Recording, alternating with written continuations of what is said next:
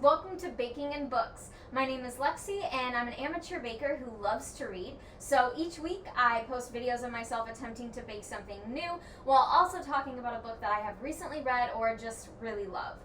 Today I am going to be making a brown sugar peach cake and we're going to be talking about Elevation by Stephen King. This is a short one and I think that the cake recipe is fairly easy, so hopefully the amount of time it takes me to bake will match the amount of time it takes me to talk about it. But it was a really unique and interesting book, so I'm excited to get into it with you guys. As always, you can follow me on all the social medias. I know I don't say that enough, but if you're interested in my reading journey, you can follow me on Instagram. I always post what I'm reading at the time, which usually becomes a future video. So, let's go ahead and get started. Okay, let's see. So, we're going to start off with the synopsis, like always. So Elevation is essentially about a man who all of a sudden discovers that he is losing weight really rapidly, but it doesn't look like he's losing weight. He's only losing it on the scale, but he's not actually looking like he's losing weight at all. So of course he goes through the usual suspects. He thinks it could be cancer or some other sort of disease, but over time starts to realize that he feels great and there's nothing that really seems to be wrong with him. So he has a hard time believing that it's any type of sickness. And he visits with a retired doctor friend that he really trusts, and the doctor can't really find anything wrong with him. All they can figure out is that I am already making a mess. All they can figure out is that he is losing weight and he is the same weight on the scale regardless of whether he's wearing jackets or carrying his keys or whether he's just totally naked. And so he's going into this phase of life, I guess you could say, where he's trying to figure out what's going on, but also he feels good and he seems to be okay. So he's kind of struggling with whether it's actually concerning or not. And of course meets some great friends along the way, because why not? Okay, now here's the thing about this recipe. I was supposed to put in a peach nectar, and I did find what it looked like on the internet before I went, because I was like, oh, I've never bought that before, like what the hell even is that? But the problem was they didn't have it at the store. They only had the apricot nectar and mango nectar. And at that point, I was like already deep in a grocery trip, and so we are going without the peach nectar, and it could royally screw it up. I literally have no idea. It could also just be extra flavoring, so I'm honestly super unsure, but we'll circle back to it later if the cake turns out to be a hot mess.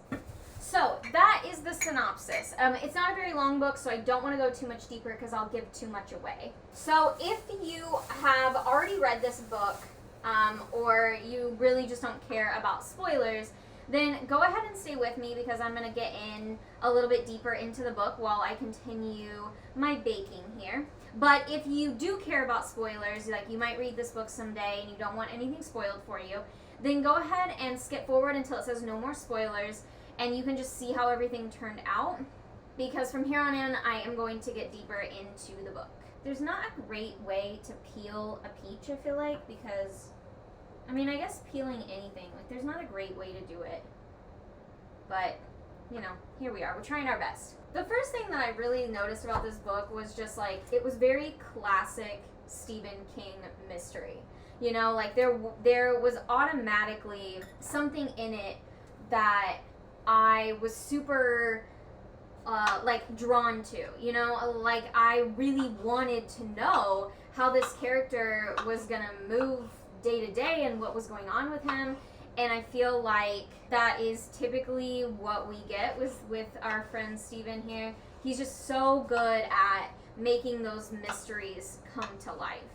I'm not sure how small to chop up the peaches, but I feel like when I've done fruits in the past, anytime I don't chop them up a little bit smaller, I always regret it. So we're gonna go with like pretty small, just because I don't know that we want like giant chunks of peach in our cake here. I'm not even really sure I want peach in a cake at all, but I like brown sugar a lot, so we're gonna give it a try. Maybe the brown sugar will mask anything I don't like about the peaches, I don't know. Honestly, like right off the bat, it's really difficult to like Deirdre, which, okay, I get it. You know, I do. Before I get attacked, like, I understand that when you have spent probably your whole life constantly being bullied and put down by the people around you just because of who you love, like, I understand that a lot of people in that situation tend to put a wall up and they don't like to open up to other people because it could just mean getting hurt again.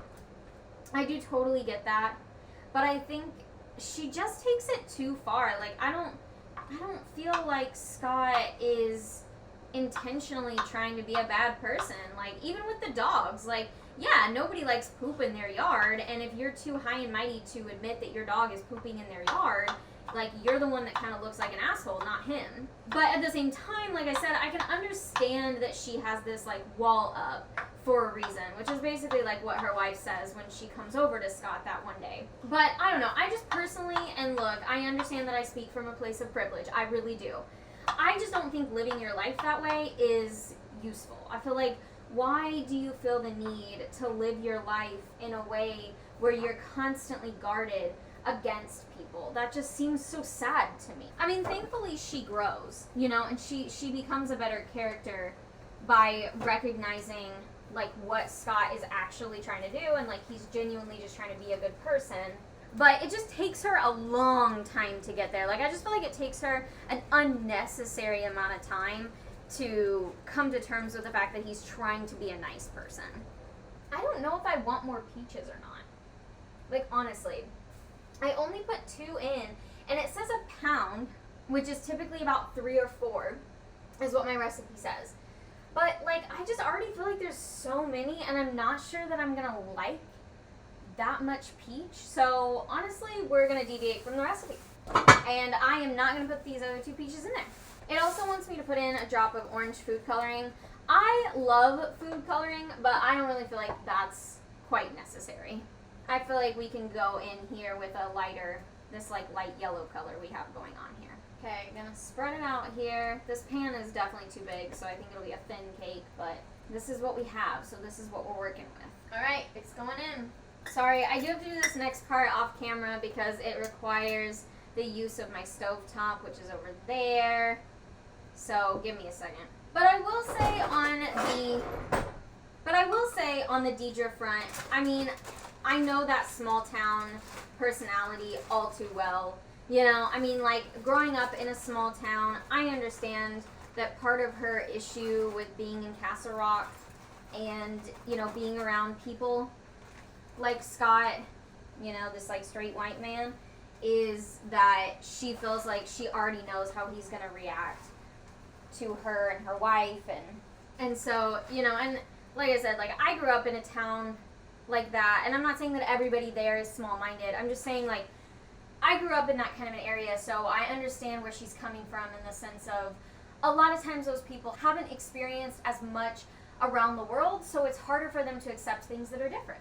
And before you attack me for that, I mean, I grew up there, like, and I'm not saying those people are small-minded. I'm saying that they haven't had the opportunities sometimes to have gone out into the world and seen different things and met different people. And usually when you go out into the world and you meet different people and hear different perspectives, learn about different types of cultures and religions and beliefs, that's when you're able to sort of open your eyes and understand a little bit more where other people are coming from. So, unfortunately, a lot of times, you know, if you are born and raised in a small town and you stay there, you don't always have those same opportunities. So you don't always go with the flow with new stuff. And I'm not saying that that's always true, and I'm not saying that it's entirely your fault. It's just that, like, before you get your panties in a twist and are like, oh, she's blaming small town people for being ignorant or small-minded. I'm not. Just saying that sometimes you do have to go out into the world and you see things that are different than what you're used to in order to really understand it. So I'm just saying, don't come at me. I don't think I'm better than anybody. I don't think I'm worldly. I have been to other places. I've lived somewhere other than my hometown, and I do think it changes you. I think it changes you greatly, actually. Trying not to make a mess over here. Okay, I think I got it figured out. I left it over there in case I need to put it back on the stove. The recipe says it could harden up pretty quickly, and our cake is not ready to come out of the oven yet. so I want to leave it over there and keep an eye on it just in case I need to put it back on the stovetop. And this was definitely a weird story, no doubt. I mean, you're talking about a man that's consistently just shedding weight, but feels great, and there's nothing wrong with him other than the fact that he's losing weight. Like, it was definitely a really bizarre story that I had to keep reading because I had to get to the end. But, I mean, I guess what frustrates me, and this is not the first time that Stephen King has done this to me in one of his novels, but what happened to him? Like, where did he go when he went off? I mean, I guess you can assume he died. Eventually he'll lose oxygen and, you know, that'll be that. But, like, what's going to happen to his body? And what was making him do that in the first place? I want answers, Steven. Answers. Okay, if you left because of spoilers, go ahead and come back and join us. Our cake is in the oven, and our coating on top, our brown sugar coating, is made and ready to go. So as soon as the cake comes out, I can pour it over, and then it just has to set up either at room temperature or in the fridge, and it'll be ready to go. Okay, time for our cake to come out. I actually feel like it looks kind of cute like this. All right, now I have to pour the sauce on top of it.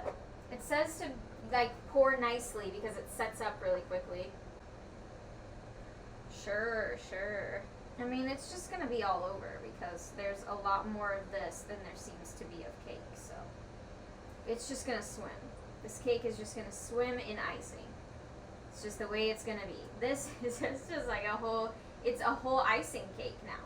I don't know if you can see it, but I don't want to, like, pick it up because I don't want to move it, but it's literally just a flat top of icing.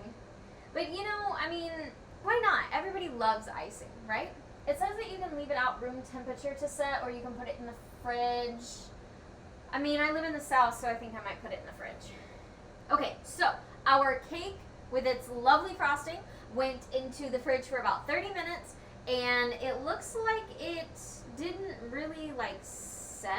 I don't know. I'm not really sure what set it means. Maybe it needs to go in there a little bit longer, but whatever. I'm going to take a piece now, and I can put it back in the fridge later. Do now, fix later. That's my motto. Y'all know that.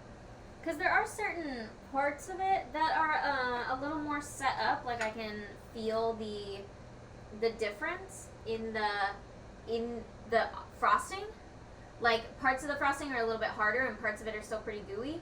So it probably just does need to freeze a little, or not freeze. It probably does just need to be in the fridge a little bit longer to set up. That way it's not super runny. But it's kind of cute the way that it is. I'll show you. It's definitely got a good color, and I feel like it's doing really well. Alright, let's try it and see how it turned out. It's pretty good. I think the frosting is a little bit grainy.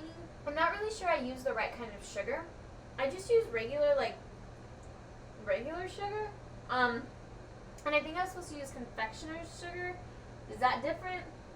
I don't know. Because I think that's the only downfall. Like, it's not bad. Or at least I don't think it's bad. But the frosting is definitely grainy. Like, you can tell that the sugar didn't get melted all the way. But I think that could be maybe I just used the wrong kind of sugar. Is it different? Regular sugar, like granulated sugar versus confectioner's sugar? Are those different? I don't know. Okay, I put it back in the fridge so that I can continue to set up. I definitely think it needs to. Not that it's bad when it's runny, but it'll just look more like a solid piece of cake when it's all formed up. However, I do think this is a success. Now, I may have used the wrong sugar, but I also didn't have the peach nectar. I'm not really sure you necessarily need it, although I think what it is really more of a flavoring, which is what I kind of thought to begin with. Because there isn't like a huge peach flavor. It kind of just tastes like cake and like brown sugar icing. So I'm guessing that the nectar and maybe more peaches makes it taste a little more peachy. I didn't put in as many peaches as I was supposed to. It just felt like a lot. I'm not a huge peach person, so I didn't want it to be overwhelming. But I think if I did it again, I would at least put in one more. That way it's a little bit more of that kind of peach flavor. Still good though. If you can help me about the sugar, please do. I mean, in a respectful way, but like, maybe, I don't know. It's still good, but I might have used the wrong kind of sugar. Also, if you have other recipes that you want me to try, go ahead and send them my way. I'm always looking for new recipes, and I would love to have it. I do highly recommend this book. It's a really quick read. It's super fun. mystery style Stephen King. And it's not like super horror, it's not graphic or anything like that. It's just kind of a basic fantasy, like sci-fi kind of thing. And it was really fun, really great novel. I highly recommend this. If you have any other books that you think I should read, send those my way as well, or at least send the titles my way. You don't have to like buy me the book and try to send it to me. But, and don't forget to try to shop local if you can, and just rent from your local library.